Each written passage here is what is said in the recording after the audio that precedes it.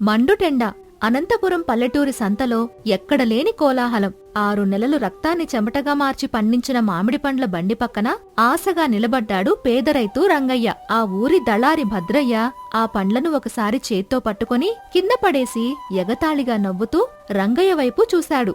అయ్యా భద్రయ్య గారు, దయచేసి అలా పండ్లను నేలకేసి కొట్టకండి దొర. ఈ ఏడు మామిడి పంట అద్భుతంగా వచ్చింది. కాయలన్నీ బంగారంలాగా మెరిసిపోతున్నాయి. నా అప్పులు తీరాలంటే ఈ పంటకు మీరే సరైన ధర కట్టాలి దొర. ఏమి పంటరా రంగయ్య ఇది? పండ్లన్నీ ఎండిపోయినట్లు చిన్నవిగా ఉన్నాయి. పట్నంలో కోటీశ్వరులు తినే పండ్ల ఇవి. నువ్వు ఎంతో దూరం నుంచి బండి కట్టుకుని మోసుకొచ్చావు కాబట్టి జాలిపడి ఆ 10 బుట్టలకు కలిపి ఒక 100 రూపాయలు ఇస్తాను. కావాలంటే తీసుకో, లేదా ఆ చెట్ల కిందనే కుల్లబెట్టుకో. అయ్యో, 100 రూపాయలా దొర?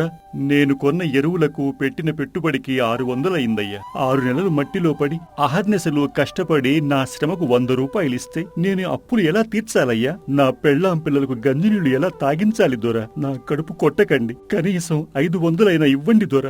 రేయ్, నీ కన్నీళ్లు చూసి కరిగిపోవడానికి నేనేమైనా దానకన్నున్నా? నేను వ్యాపారిని. నీకు ఇష్టముంటే ఆ 100 తీసుకుని పండ్లిక్కడ వదిలే. పట్నానికి తీసుకువెళ్లి అమ్ముకునే సత్తా తెలివి నీకున్నాయా? అక్కడ ఎవరైనా నిన్ను రానిస్తారా? నేను అమ్మి పెడితేనే నీకు ఆ మాత్రమైనా వస్తుంది. తీసుకుంటే తీసుకో, లేకపోతే నీ పంటను మురుగు కాలువలో పారబోసుకో. రంగయ్య వెక్కి వెక్కి ఏడుస్తూ వేరే దారి లేక ఆ పంటను అక్కడే వదిలేసి ఆ 100 రూపాయలు తీసుకొని ఇంటికి వస్తాడు. ఇంట్లో అరుగుమీద కూర్చొని చిన్నపిల్లాడిలా ఏడుస్తూ ఉంటాడు. అప్పుడే అటుగా వచ్చిన కూతురు మల్లీశ్వరి తండ్రిని చూసి పరుగున వస్తుంది. నాన్నా, ఎందుకేడుస్తున్నావు నాన్నా? పంట బాగా పండిందని పొద్దునే ఎంతో సంబరంగా వెళ్ళావు కదా, ఏమైంది నాన్నా? ఆ దళారి భద్రయ్య ఏమైనా అన్నాడా? మన బతుకులు ఇంతే తల్లి. రైతు అనేవాడు రోజంతా మట్టిలో పడి కష్టపడతాడు. కాని ఆ మట్టి నుంచి వచ్చిన లక్ష్మి మాత్రం ఆ దళారి భద్రయ్య ఇంటికి వెళ్తుంది తల్లి. నేను పెట్టిన పెట్టుబడి కూడా రాలేదు. ఈ వ్యవసాయం వల్ల మనకు లాభం లేదు. అప్పుల వాళ్లు రేపు మన ఇంటి మీద పడతారు. రేపటి నుంచి ఈ పొలం వదిలేసి పట్నానికి వెళ్లి ఎవరి ఇంట్లోనూ కూలిపని చేసుకుంటాను తల్లి. నా వల్ల కాదు, నేను ఓడిపోయాను. నాన్నా, ఏం మాట్లాడుతున్నావు నువ్వు? మట్టిని నమ్ముకున్న రైతు ఎప్పటికీ ఓడిపోడు నాన్నా. నువ్వు ఓడిపోలేదు. ఆ దళారి నిన్ను మోసం చేశాడు. మనం ఎవరి ఇంట్లో కూలిపని చేయాల్సిన అవసరం లేదు. మనం పండించిన పంటను మనమే అమ్ముకుందాం నాన్నా. వాడి కాలు ఎందుకు పట్టుకోవాలి? పిచ్చి తల్లి, పట్నంలో పెద్ద పెద్ద వ్యాపారులు ఉంటారు. వాళ్లు నాలాంటి కటిక పేదవాడిని లోపలికి కూడా రానియరు. ఆ భద్రయ్యకు ఉన్న తెలివితేటలు, మాటల గారడి మనకు ఎక్కడి నుంచి వస్తాయి? మనకు బతువు తెరువు తెలియదమ్మా. తెలివి అనేది ఎవరి సొత్తు కాదు నాన్నా. ఆ భద్రయ్యకు తెలిసింది ఒక్కటే, రైతు దగ్గర తక్కువ కొనడం, పట్నంలో ఎక్కువగా అమ్మడం.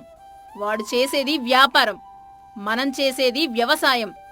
కాని ఇప్పుడు మనం కూడా వ్యాపారం చేద్దాం నాన్నా. వ్యాపారమా? నేనా? నాకు నాగలి పట్టడమే తెలుసు తల్లి. వ్యాపారం ఎలా చేస్తాను? త్రాసు పట్టుకుని తూకం వేయడం, లాభాలు లెక్కలేసుకోవడం నాకు రాదమ్మా. నాకు ఆ ప్రపంచమే తెలీదు. నాన్నా, నువ్వు మామిడి పండ్లు అమ్మితే ఎంత వచ్చింది? 10 బుట్టలకు 100 రూపాయలు.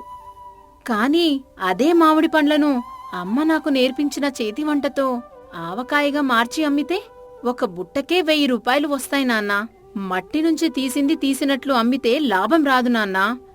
దానికి మన కష్టాన్ని జోడించి 1 కొత్త రూపం ఇస్తే అదే వ్యాపారం. మన వ్యవసాయానికి నా చేతిరుచి తోడైతే మనల్ని ఎవ్వరూ ఆపలేరు. ఒసై పిచ్చి తల్లి, ఆవకాయ పెట్టడం నీకు బాగా వచ్చు. ఊళ్ళో అందరూ నీ చేతి రుచిని మెచ్చుకుంటారు. కాని ఆ పచ్చడిని పట్నం తీసుకువెళ్లి ఎవరికి అమ్ముతాం? ఎవరు కొంటారు మనలాంటి పెదవాళ్ల దగ్గర? నువ్వు నా వెంటరా నాన్న, చాలు. ధైర్యం తెచ్చుకో. ఈ రోజు నుంచి నీ పంట ఆ భద్రయ్యకు 1 పండు కూడా ఇవ్వద్దు. చెట్టుకున్న మిగతా కాయలన్నీ కోసుకురా. మన ఇంట్లో ఉన్న పసుపు, ఉప్పు, కారం కలిపి అద్భుతమైన ఆవకాయ పెడదాం. దాన్ని తీసుకొని నేరుగా పట్నం వెళ్దాం. మిగతాది నేను చూసుకుంటాను. మల్లీశ్వరి మాటలకు రంగయ్యకు కొద్దిగా ధైర్యం వస్తుంది. వారం రోజుల పాటు తండ్రి కూతుళ్లు ఇద్దరూ కలిసి పొలంలో పండిన మామిడి పండ్లతో స్వచ్ఛమైన రుచికరమైన ఆవకాయ తయారు చేస్తారు. బాగా కడిగిన జాడీలలో నింపుతారు. ఒక చిన్న ఎద్దుల బండి మాట్లాడుకుని పట్నం తీసుకువెళతారు. పట్నంలో ధర్మారావు అనే ఒక పెద్ద వ్యాపారి ఉంటాడు. ఆయన నగరంలో ఉన్న పెద్ద పెద్ద భోజనశాలలకు సరుకులు సరఫరా చేస్తూ ఉంటాడు. మల్లీశ్వరి తన తండ్రిని తీసుకొని సూటిగా ధర్మారావు కర్మాగారం దగ్గరకు వెళుతుంది. ఏయ్, ఎక్కడికెళ్తున్నారు? లోపలికి అనుమతి లేదు. ఇది పెద్ద వ్యాపారుల కర్మాగారం. మీరు మట్టి బట్టలతో లోపలికి వెళ్ళకూడదు. ఎవరినడిగెళ్తున్నారు? అయ్యా, మేము అనంతపురం పల్లెటూరు నుంచి వచ్చాము. మా తండ్రిగారు పండించిన కాయలతో నేను చేసిన ఆవకాయ రుచి చూస్తే మీ దొరగారు భోజనశాలకు జనాలు పిచ్చోల్లా వస్తారు. మా దగ్గర ఎంతో స్వచ్ఛమైన సరుకు ఉంది. ఒక్కసారి లోపలికి వెళ్ళి మీ దొరగారికి చెప్పండి. మేము ఇక్కడే నిలబడతాం. కాపలాదారుడు వెళ్లి ధర్మారావుకు చెబుతాడు. ధర్మారావు బయటకు వస్తాడు. ఆయన చాలా అనుభవం ఉన్న వ్యాపారి. పల్లెటూరి రైతులను చూసి కాస్త ఆశ్చర్యపోతాడు. ఏమిటయ్యా రైతా, మామిడి పండ్లు అమ్ముకోవడం రాని నువ్వు ఏకంగా ఆవకాయ తీసుకునే వచ్చావా? ఈ పట్నంలో ఎన్నో పెద్ద పెద్ద కర్మాగారాలు ఉన్నాయి. యంత్రాలతో పచ్చళ్ళు తయారు చేసేవాళ్లు ఉన్నారు. వాళ్ల ముందు నీ పల్లెటూరి ఆవకాయ రుచి ఎందుకు పనికొస్తుంది చెప్పు? నమస్కారమయ్యా. పట్నంలో యంత్రాలతో తయారు చేసేవాళ్ళు చాలామంది ఉండొచ్చు. కాని వాళ్ళు పచ్చికాయల కోసం దళారుల మీద ఆధారపడతారు. కాని మా తండ్రి తన చేతులతో మట్టిని దున్ని నీళ్లు పోసి ప్రాణం పెట్టి పండించిన స్వచ్ఛమైన కాయలివి. ఇందులో ఎలాంటి కల్తీ లేదు. ఇది ఒక రైతు గుండెల్లో నుంచి వచ్చిన స్వచ్ఛమైన పంటకు ఒక ఆడపిల్ల కష్టం తోడై వచ్చిన పచ్చడి. ఒక్కసారి రుచి చూడండి దొరా. ఆ తర్వాత మీరే నిర్ణయించుకోండి. మల్లీశ్వరి మాటలకు ధర్మారావు ఆశ్చర్యపోతాడు. ఒక సామాన్య రైతు కూతురు ఇంత గట్టిగా, ఇంత నిశ్చయంగా, నమ్మకంతో మాట్లాడడం ఆయన ఎప్పుడూ చూడలేదు. మెల్లగా జాడీ మూత తీసి ఒక ముద్ద రుచి చూస్తాడు. ఆ రుచికి ఆయన కళ్లల్లో నీళ్లు తిరుగుతాయి. ఆహా, ఏమి రుచి తల్లి! నా చిన్నతనంలో నా తల్లి తన చేతులతో కలిపిపెట్టిన ఆవకాయ రుచి నాకు ఇప్పుడు గుర్తుకు వచ్చింది. ఇందులో స్వచ్ఛత ఉంది, ప్రేమ ఉంది. యంత్రాలు కారాన్ని కలపగలవు కాని ఈ కమ్మదనాన్ని తీసుకురాలేవు. రంగయ్య, నీ కూతురు అమూల్యమైన తెలివితేటలు కలిగిన పిల్ల. ఈ పచ్చడి జాడీలన్నింటికీ నీకెంత కావాలయ్యా? దొరా, ఆ దళారి భద్రయ్య నాకు 10 బుట్టల కాయలకు 100 రూపాయలిచ్చాడు దొరా. మీరు దయచేసి ఒక 500 ఇస్తే చాలు దొరా. నా తల్లి పడ్డ కష్టానికి ప్రతిఫలం దక్కుతుంది. నా అప్పులు తీరిపోతాయి. రంగయ్య, నువ్వింకా అమాయకపు రైతులాగానే ఆలోచిస్తున్నావు. నీ కూతురు చేసింది గొప్ప వ్యాపారం. దీని విలువ 500 కాదు, 5,000 రూపాయలు. ఈ రోజు నుంచి నా భోజనశాలలన్నింటికీ మీరే ఆవకాయను పంపాలి. ఇదిగో, ఇది మీ మొదటి వ్యాపారానికి నేను ఇస్తున్న ముందస్తు డబ్బు. ధర్మారావు 5,000 రూపాయలు రంగయ్య చేతిలో పెడతాడు. రంగయ్యకు కళ్ల వెంబడి నీళ్లు వస్తాయి. 100 రూపాయలకు వెక్కి వెక్కి ఏడ్చిన తండ్రి 5,000 చూసి గుండెలు ఉబ్బిపోతాయి. తన కూతురు మల్లీశ్వరిని గట్టిగా హత్తుకుని ఆనంద భాష్పాలు రాలుస్తాడు. తల్లి, నువ్వు నా కూతురివి కావమ్మా. నా పాలిట సంజీవినివి. నా కష్టానికి వెలకట్టావు తల్లి. నువ్వు చెప్పింది నిజమే. రైతు మట్టిని నమ్మాలి, దానికి తెలివి జోడించి వ్యాపారం చెయ్యాలి. ఈ రోజు నా కళ్ళు తెరిపించావు తల్లి. ఇది మొదలు మాత్రమే నాన్నా. ఈ డబ్బుతో మనం ఇంకా మంచి ఎరువులు కొనుక్కుందాం. మన ఊర్లో ఉన్న మిగతా రైతులను కూడా మనతో కలుపుకుందాం. ఆ దళారి భద్రయ్యతో పని లేకుండా ఊరు రైతులందరూ పంటను మనమే తీసుకుని దానికి కొత్త రూపం పెట్టి పట్నానికి అమ్ముదాం. అప్పుడు మన ఊర్లో రైతులు ఎవ్వడూ కన్నీరు కార్చడు నాన్నా.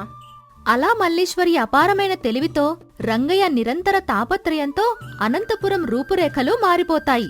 రంగయ్య ఊరిలోనే ఒక చిన్న కర్మాగారం పెడతాడు. ఊరిలో ఉన్న రైతులంతా ఆ దళారి భద్రయ్యకు తమ పంటను ఇవ్వకుండా రంగయ్యకే ఇస్తారు. రంగయ్య వాళ్లకు ఖచ్చితమైన గొప్ప ధరను ఇస్తాడు. ఒక 5 ఏళ్లు గడుస్తాయి. రంగయ్య ఇప్పుడు ఒక పెద్ద వ్యాపారవేత్త. ఆయన ఇంటికి 10 బండ్లు నిత్యం వస్తూ ఉంటాయి. 100 మందికి పైగా ఆయన కర్మాగారంలో పనిచేస్తూ ఉంటారు. ఊళ్ళో రైతులందరూ ఆనందంగా ఉంటారు. ఒకరోజు రంగయ్య తన కార్యాలయంలో కూర్చొని లెక్కలు చూస్తూ ఉండగా బయట నుంచి ఎవరో ఏడుస్తున్న శబ్దం వస్తుంది. బయటకు వెళ్లి చూస్తే ఒకప్పుడు రంగయ్య కడుపు కొట్టిన ఆ దళారి భద్రయ్య చిరిగిపోయిన బట్టలతో తలదించుకొని నిలబడి ఉంటాడు. రైతులు ఎవరూ అతనికి సరుకు ఇవ్వకపోవడంతో భద్రయ్య వ్యాపారం పూర్తిగా నాశనమైపోయి ఆస్తులు అమ్ముకొని బిచ్చగాడిలా మారిపోతాడు. అయ్యా రంగయ్య గారు, నన్ను క్షమించండి అయ్యా. ఒకప్పుడు నేను మీతో ఇంతే ఇస్తాను, తీసుకుంటే తీసుకో, లేకపోతే పారేసుకో అని ఎంతో అహంకారంతో మాట్లాడాను. ఈ రోజు నాకు కడుపుకు పట్టడన్నం పెట్టడానికి ఎవరూ లేరయ్యా. నా పెళ్ళాం పిల్లలు ఆకలితో అల్లాడుతున్నారు. మీ కర్మాగారంలో ఏదైనా చిన్న కూలి పని ఇవ్వండి రంగయ్య గారు. జీవితాంతం మీ బానిసలా బతుకుతాను.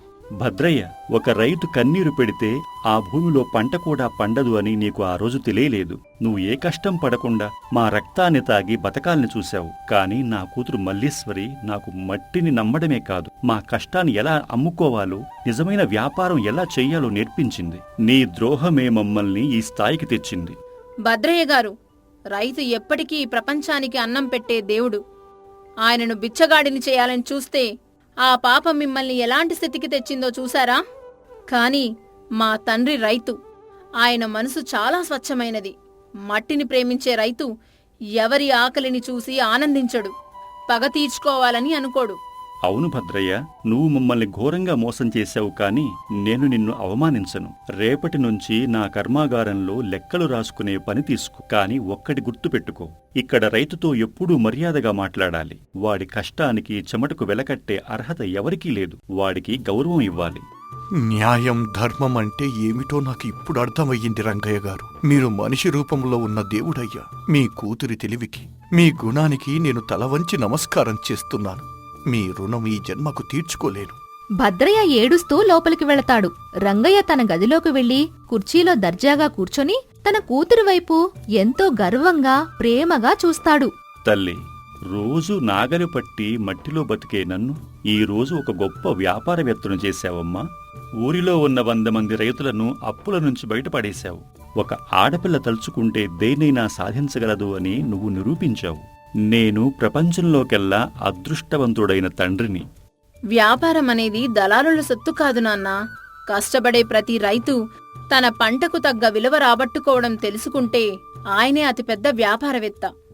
మట్టిని ప్రేమించే మీలాంటి రైతులంతా ఎప్పటికీ ఆనందంగా ఉండాలి నాన్నా.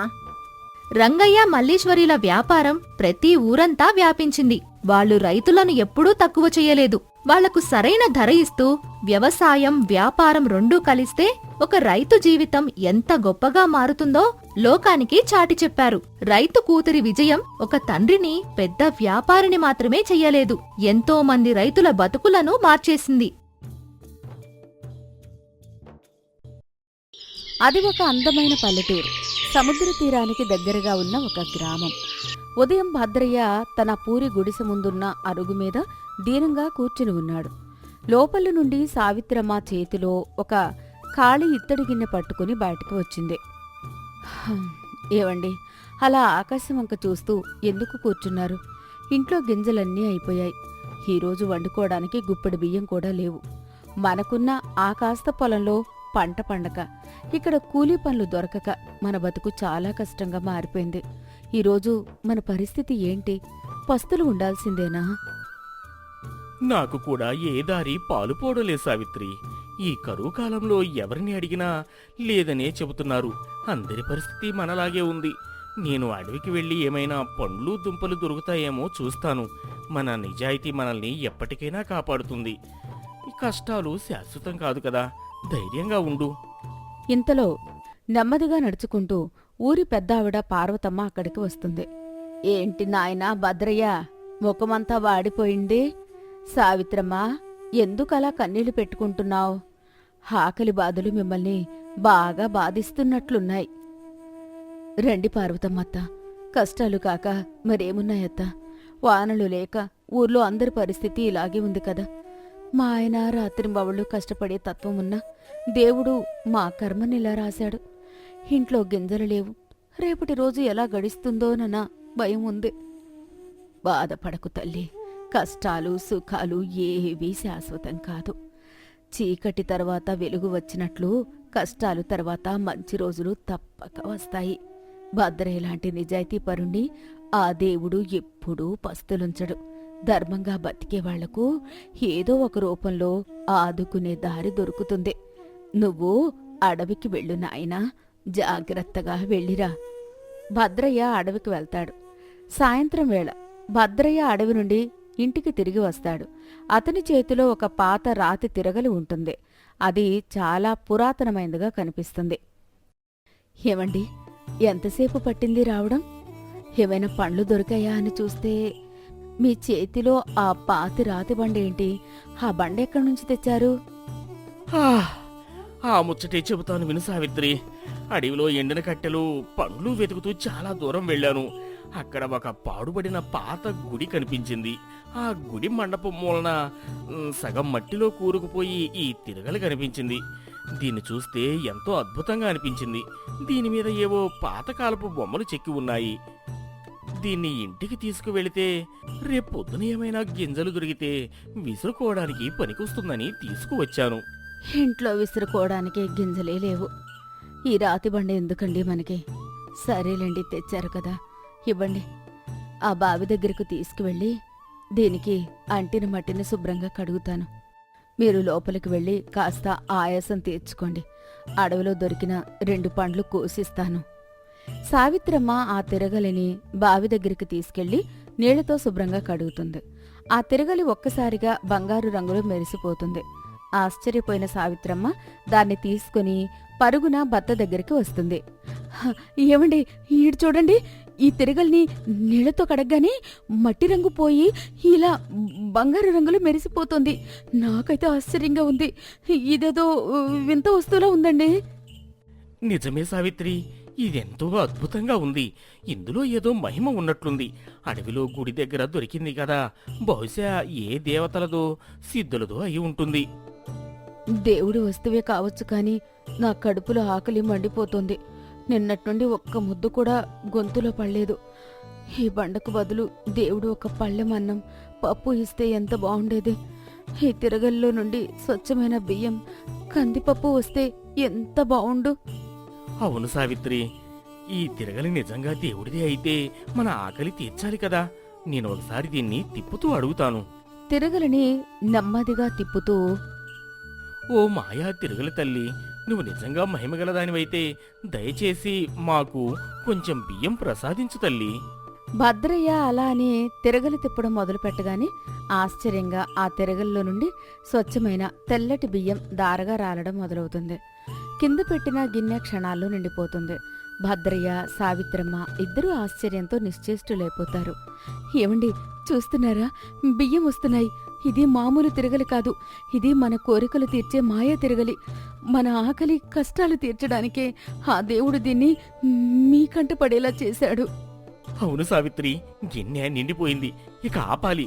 ఓ మాయా తిరగలి తల్లి, ఇక చాలు, ఆగు తల్లి అని అంటాడు. భద్రయ్య అనగానే తిరగలి బియ్యం ఇవ్వడం ఆపేస్తుంది. ఆ రాత్రి వారు కడుపు నిండా వండుకొని తింటారు. ఆ తరువాత భద్రయ్య ఆ తిరగలని అడిగి బట్టలు, కూరగాయలు తీసుకుని ఊర్లో పస్తులున్న వాళ్ళందరికీ పంచుతాడు. ఈ విషయం పక్క ఇంటి గంగయ్యకు, అతని భార్య నరసమ్మకు కంటకింపుగా మారుతుంది. చూశారా అండి, ఆ భద్రయ్యగాడి వైభవం! నిన్నటిదాకా తినడానికి గింజలు లేక ఆకలితో అల్లాడాడు. ఇప్పుడు చూస్తే ఊరందరికీ బియ్యం, పప్పులు దానం చేస్తున్నాడు. వాడికి అకస్మాత్తుగా ఇంత సంపద ఎక్కడి నుండి వచ్చిందో నాకైతే బుర్ర పగిలిపోతోంది. నాకు అదే అనుమానంగా ఉంది రాజసమ్మ. నిన్నటిదాకా మనల్ని అప్పు అడిగిన వాడు ఇవాళ రారాజులా ఊరందరికీ దానాలు చేస్తున్నాడు. వాడి ఇంట్లో ఏదో పెద్ద రహస్యం దాగి ఉంది. వాడికి ఏదో గుప్త నిధి దొరికి ఉంటుంది. ఆ నిధి ఏంటో నేను తెలుసుకోవాలి. ఈ రోజు రాత్రి వాడి ఇంటి వెనక దాక్కుని తొంగి చూస్తాను. ఆ రాత్రి గంగయ్య చీకట్లో భద్రయ్య ఇంటి వెనక కిటికీ దగ్గర దాక్కుంటాడు. లోపల భద్రయ్య, సావిత్రమ్మ మాట్లాడుకుంటూ ఉంటారు. ఏమండి, రేపు గుడికి వెళ్ళడానికి పూలు కావాలి. మన మాయా తిరగల్ని అడగండి. ఓ మాయా తిరగలి తల్లి, మాకు పూజకు పూలు కావాలి. వెంటనే తిరగల్లో నుండి అందమైన పూలు బయటకొస్తాయి. బయట ఉన్న గంగయ్య ఇది చూసి ఆశ్చర్యంతో వణికిపోతాడు. వాము, ఈ పాత తిరగలి అడిగిందల్లా ఇస్తుందన్నమాట. ఇది నా దగ్గర ఉంటే నేను ప్రపంచానికి రాజునవుతాననుకుంటాడు. భద్రయ్య ఇక చాలు తల్లి అని ఆపే మాట గంగయ్యకి వినిపించదు. గంగయ్య అక్కడి నుండి తన ఇంటికి పరుగు తీస్తాడు. నరసమ్మా, నరసమ్మా, నిద్రలే. నాకు వాడి రహస్యం తెలిసిపోయింది. వాడి దగ్గర ఒక మాయా తిరగలి ఉంది. అది అడిగినవన్నీ ఇస్తోంది. నా కళ్ళారా చూశాను. ఆ తిరగల్ని మనం దొంగిలించాలి. నిజమా అండి? అడిగిందల్లా ఇచ్చే తిరగలా? అయితే దాన్ని ఎలాగైనా మన ఇంటికి తెచ్చేయండి. మనం ఇక కష్టపడాల్సిన అవసరమే లేదు. రోజూ తినొచ్చు, బంగారు నగలు అడగచ్చు. మన ఇంట్లో పెట్టుకుంటే రేపు పొద్దున భద్రయ్య వచ్చి అడుగుతాడు. ఊరి జనం అంతా మనల్ని నిలదీస్తారు. నాకు ఒక అద్భుతమైన ఆలోచన వచ్చింది నరసమ్మ. మనం మూటలు సర్దుకుని ఈ రాత్రి ఆ తిరగల్ని దొంగిలించి ఊరు వదిలి పారిపోదాం. సముద్ర తీరానికి వెళ్ళి అక్కడ ఒక పెద్ద పడవను మాట్లాడుకుందాం. ఆ పడవలో సముద్రం దాటి చాలా దూరం వెళ్ళిపోదాం. అక్కడ ఎవరికీ తెలియని దీవులో లేదా పట్నంలో స్థిరపడదాం. ఈ మాయా తిరగలితో పెద్ద పెద్ద భవనాలు కట్టుకుని మహారాజుల్లో బతుకుదాం. వాడెవడు మనల్ని పట్టుకోలేడు. అబ్బా, ఎంత గొప్ప ఆలోచన చేశారు. మీ తెలివి ముందు ఊర్లో ఎవ్వరూ సాటిరారు. నేను ఇప్పుడే మన బట్టలు మూట కడతాను. మీరు వెళ్ళి గుట్టు చప్పుడు కాకుండా ఆ తిరగల్ని తీసుకురండి. అర్ధరాత్రి అందరూ గాఢ నిద్రలో ఉండగా గంగయ్య నెమ్మదిగా భద్రయ్య ఇంట్లోకి దూరి ఆ మాయా తిరగల్ని దొంగిలిస్తాడు. గంగయ్య, నరసమ్మ తమ మూటలతో చీకట్లోనే నడుచుకుంటూ సముద్ర తీరానికి చేరుకుంటారు. అక్కడ ఒక వ్యాపారికి చెందిన పెద్ద పడవ ఉంటుంది. ఆ పడవలోకి ఎక్కి గుట్టు చప్పుడు కాకుండా తాళ్లు విప్పి సముద్రం మధ్యలోకి ప్రయాణం సాగిస్తారు. ఉదయం అయ్యేసరికి వారు సముద్రం మధ్యలో ఎవరికీ కనిపించనంత దూరంలో ఉంటారు. అమ్మయ్యా, ఎంత దూరం వచ్చామండి. ఇక మనల్ని ఎవ్వరూ వెంబడించలేరు. సముద్రం మధ్యలో ఉన్నాం. ఆ భద్రయ్యగాడికి మనం ఎక్కడ ఉన్నామో కూడా తెలీదు. ఇప్పుడు నా కడుపులో ఎలకలు పరిగెడుతున్నాయి. ముందుగా ఈ మాయా తిరగల్ని అడిగి రకరకాల భోజనాలు తెప్పించండి. భోజనాలకేం తక్కువ నరసమ్మ. మనం పట్నం వెళ్ళి గొప్ప వ్యాపారం చేద్దాం. ప్రస్తుతం పట్నంలో ఉప్పుకు చాలా గిరాకీ ఉంది. ఉప్పు బంగారంతో సమానంగా అమ్ముడవుతోంది. మనం ఆ పట్నం చేరేలోపు ఈ పడవ నిండా ఉప్పును నింపుకుందాం. పడవ దిగగానే ఆ ఉప్పును అమ్మి లక్షాధికారులం అయిపోదాం. ఈ ఆలోచన ఎలా ఉంది? భలే ఆలోచనండి. మీరు వ్యాపారస్తుల్లో చాలా గొప్పవారవుతారు. ఇంకా ఆలస్యం ఎందుకు? వెంటనే ఆ తిరగలను అడగండి. నా కళ్ళారా ఆ ఉప్పు రావడం చూడాలనుందే. గంగయ్య గర్వంగా మాయా తిరగల ముందు కూర్చొని దారిని తిప్పుతూ, ఓ మాయా తిరగలి తల్లి, నేను ఇప్పుడు నీ యజమానిని. నాకు పట్నంలో గొప్ప వ్యాపారం చేయాలని ఉంది. మా పడవ నిండా స్వచ్ఛమైన ఉప్పు ప్రసాదించు తల్లి. గంగయ్య అలా అనగానే ఆ మాయా తిరగల్లో నుండి దారగా స్వచ్ఛమైన తెల్లటి ఉప్పు రావడం మొదలవుతుంది. క్షణాల్లో పడవలో ఒక చిన్న కుప్పగా ఉప్పు చేరుతుంది. గంగయ్య, నరసమ్మ ఇద్దరు ఆనందంతో చప్పట్లు కొడతారు. చూసారా అండి, ఎంత స్వచ్ఛమైన ఉప్పు వస్తోందో. మనం ఇక కోటేశ్వర్లం అయిపోయినట్లే. మీరు చెప్పినట్లే ఈ పడవ నిండా ఉప్పు నింపుదాం. కొన్ని నిమిషాలు గడిచేసరికి ఉప్పు రావడం ఆగదు. ఉప్పు కుప్ప పడవలో సగానికి పైగా నిండిపోతోంది. పడవ బరువుకు సముద్రంలో కొంచెం కిందికి దిగుతుంది. గంగయ్య ముఖంలో ఆనందం పోయి కొద్దిగా భయం మొదలవుతుంది. నరసమ్మ, ఉప్పు చాలా ఎక్కువ అవుతోంది. పడవ బరువెక్కిపోతోంది. పడవలో మనం కూర్చోవడానికి కూడా స్థలం లేకుండా పోతోంది. ఇక ఉప్పు చాలు అనిపిస్తుంది. నేను దీన్ని ఆపేస్తాను. అవునండి, పడవ నీళ్లలోకి దిగుతున్నట్లు అనిపిస్తోంది. ముందు ఆ తిరగలను ఆపేయండి. మనకి ఉప్పు సరిపోతుంది. ఆపండి త్వరగా. ఓ తిరగలి, ఆగు. నాకు ఉప్పు సరిపోతుంది. ఆగిపో. కాని తిరగలాగదు. ఉప్పు ఇంకా వేగంగా రావడం మొదలవుతుంది. భద్రయ్య ఇక చాలు తల్లి అని చెప్పిన మాట గంగయ్య వినకపోవడం వల్ల అతనికి దాన్ని ఎలా ఆపాలో తెలియదు. ఏమండి, ఇది ఆగడం లేదు. ఉప్పు మన మోకాళ్ళ దాకా వచ్చేసింది. పడవ పూర్తిగా బరువెక్కి సముద్రంలో మునిగిపోయేలా ఉంది. ఏదైనా చెయ్యండి, దాన్ని బయటకు విసిరేయండి. ఓ మాయా తిరగలి, దయచేసి ఆగు. నేను నీ కాళ్ళు పట్టుకుంటాను. మమ్మల్ని ముంచేయకు. పడవ మునిగిపోతుంది. ఆగు ఆగు ఆగు అంటున్నాను కదా. నరసమ్మ ఏడుస్తూ చేతులతో ఉప్పును సముద్రంలోకి తోస్తూ, ఎంత తోసినా అది మళ్లీ నిండిపోతోంది. అయ్యో, పడవ అంచులోకి నీళ్లొచ్చేస్తున్నాయి. మనం ఈ సముద్రంలో కొట్టుకుపోతున్నాం. మన అత్యాశ మనల్ని సర్వనాశనం చేసింది. పక్కవాడి ఆస్తిని దొంగిలించినందుకు మనకు సరైన శిక్ష పడింది. గంగమ్మ, మన పడవ మునిగిపోతోంది. మనం సముద్రం పాలవుతున్నాం. నేను చేసిన గొప్ప పాపానికి ఇది దేవుడిచ్చిన శిక్ష. నా వల్లే నీకు కూడా ఈ గతి పట్టింది. నన్ను క్షమించు. అయ్యో దేవుడా, మమ్మల్ని కాపాడు. మాయా తిరగలి ఆగకుండా ఉప్పును ఇస్తూనే ఉంటుంది. ఆ అనంతమైన ఉప్పు బరువుకు ఆ పెద్ద పడవ పూర్తిగా నీటిలో మునిగిపోతుంది. గంగయ్య, నరసమ్మ తాము దొంగిలించిన తిరగలితో పాటు తమ సొంత ఆస్తులు అన్నీ సముద్ర గర్భంలో పోగొట్టుకుంటారు. ఆ భయంకరమైన సముద్రంలో మునిగిపోతూ ఒక చెక్క ముక్కను పట్టుకుని ప్రాణాలను అరచేతిలో పెట్టుకుని సముద్రంలో కొట్టుకుపోతారు. చివరకు వారు ఎవరికీ తెలియని ఒక నిర్జనమైన పాడుబడిన దీవికి కొట్టుకుపోతారు. అక్కడ తినడానికి తిండి లేక, తాగడానికి గుప్పెడు నీళ్లు లేక దిక్కులేని వాళ్లలా మిగిలిపోతారు. వారి అత్యాశ వల్ల సర్వం కోల్పోయి జీవితాంతం పశ్చాత్తాపంతో మిగిలిపోతారు. మరోవైపు గ్రామంలో ఉదయం లేచి చూసేసరికి మాయతిరగలు కనిపించక భద్రయ్య సావిత్రమ్మ బాధపడుతూ ఉంటారు. పార్వతమ్మ అక్కడికి వస్తుంది. ఏమైంది భద్రయ్య, ఎందుకు మీరిద్దరూ అంత దిగులుగా ఉన్నారు? అత్త, దేవుడిచ్చిన మాయా తిరగల్ని ఎవరో రాత్రికి రాత్రే దొంగిలించారు. మన ఊర్లో వస్తువులున్న వాళ్ళందరికీ అన్నం పెట్టిన ఆ తల్లి ఇక మనకు లేకుండా పోయింది. పక్క ఇంటి గంగయ్య కుటుంబం కూడా రాత్రికి రాత్రే ఇల్లు వదిలి ఎక్కడికో వెళ్ళిపోయారు. అర్థమైంది నాయనా, ఆ గంగయ్యకు మొదటి నుండి అత్యాశ ఎక్కువే. నీ ఎదుగుదల చూసి ఓర్వలేక వాడే దొంగిలించి ఉంటాడు. వాడి పాపం వాడినే తీసుకెళ్ళింది. కాని మీరు బాధపడకండి. ఆ మాయా వస్తువు పోయినా మీ మంచితనం, మీ నిజాయితీ ఎక్కడికి పోలేదు. మీ శ్రమ ఎప్పటికీ వృధా కాదు. మీరు చెప్పింది నిజమే అత్త. ఇతరుల వస్తువులను ఆశించే వాళ్లకు ఏదో ఒక రోజు తగిన శాస్తి జరుగుతుంది. మన కష్టాన్ని మనం నమ్ముకుందాం. రేపటి నుండి నేను మళ్ళీ కూలి పనులకు వెళ్తాను. దేవుడు ఎప్పుడూ ధర్మం వైపే ఉంటాడు. భద్రయ్య, సావిత్రమ్మ తమ శ్రమను నమ్ముకుని కష్టపడి పనిచేసి కొన్నాళ్లకే సొంతంగా ఎదిగి ఊరిలో అందరికీ ఆదర్శంగా నిలుస్తారు. గంగయ్య, నరసమ్మ మాత్రం ఆ సుదూర దీవిలో తమ తప్పును తలచుకుని సర్వం కోల్పోయి మిగిలిపోతారు. ఇతరుల వస్తువులను ఆశించకూడదు. ఒకరి ఆస్తికి దొంగతనంగా ఆశపడితే ఆ గంగయ్యలాగా పడవతో పాటు వాళ్ల జీవితం కూడా మునిగిపోతుంది. అత్యాశ ఎప్పటికీ దుఃఖానికే దారితీస్తుంది. నిజాయితీగా బతికే మీలాంటి వాళ్లకు ఎప్పటికీ లోటు రాదు.